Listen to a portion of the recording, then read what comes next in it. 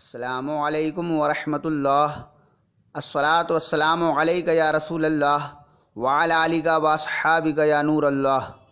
میں آپ حضرات کو جو حدیث پاک سنانے جا رہا ہوں، اس کی فضیلت یہ ہے کہ جتنے راوی اس حدیث میں مذکور ہیں، اگر ان کے نام کسی پاگل اور مجنون پر بھی پڑھ کر دم کر دیا جائے تو انشاءاللہ وہ ٹھیک ہو جائے۔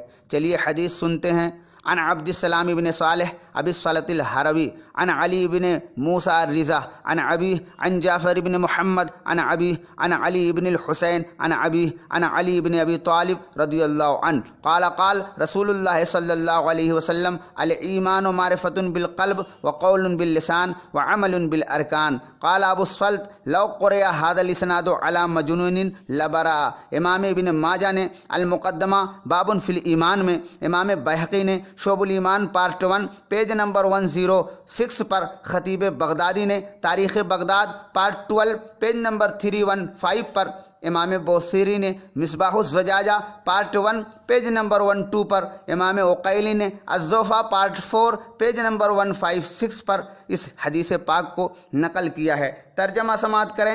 حضرت عبد السلام ابن صالح ابو صلت حروی روایت بیان کرتے ہیں امام علی ابن موسیٰ الرضا سے، وہ اپنے والد سے، وہ امام جعفر ابن محمد سے، وہ اپنے والد سے، وہ امام علی ابن حسین سے، وہ اپنے والد سے، اور وہ اپنے والد حضرت علی ابن ابی طالب رضی اللہ عنہ سے کہ حضور نبی کریم صلی اللہ علیہ وسلم نے ارشاد فرمایا، ایمان دل سے پہچاننے، زبان سے اقرار کرنے اور ارکان پر عمل کرنے کا نام ہے۔ امام ابن ماجہ کے شیخ حضرت ابو صلت حروی فرماتے ہیں کہ اگر یہ سند عن علی ابن موسیٰ الرضا عن ابی عن جعفر ابن محمد عن ابی عن علی ابن الحسین عن ابی عن علی ابن ابی طالب رضی اللہ عنہ کسی پاگل پر پڑھ کر دم کی جائے تو ٹھیک ہو جائے انشاءاللہ۔ اللہ کے محبوب اور مقبول بندوں کے ناموں میں تاثیر پائی جاتی ہے مگر اخلاص شرط ہے۔ سو میرے سنی چینل ایم جی مصباحی کو سبسکرائب کریں تاکہ آگے آپ کو نئی نئی جانکاری ملتی رہے، اور اگر حدیث ٹھیک لگے تو آگے شیئر بھی کیا کریں۔ Thank you for watching and